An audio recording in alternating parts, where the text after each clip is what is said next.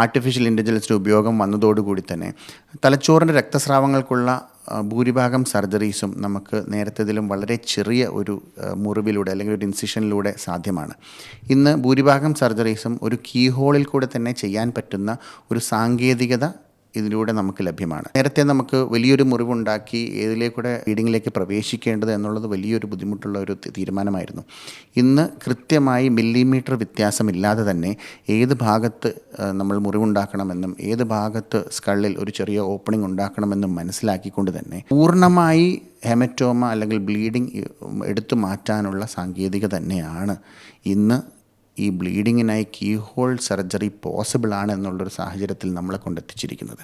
അതുകൊണ്ട് തന്നെ ഈ സാങ്കേതികത, ആർട്ടിഫിഷ്യൽ ഇൻ്റലിജൻസ്, ലേറ്റസ്റ്റ് ഡെവലപ്മെൻറ്റ്സ് എന്നതിലെല്ലാം തന്നെ ഏറ്റവും അധികം വ്യത്യാസം വന്ന ഒരു ചികിത്സയാണ് തലച്ചോറിൻ്റെ ബ്ലീഡിങ്ങിനായിട്ടുള്ള ശസ്ത്രക്രിയ എന്നുള്ളത്.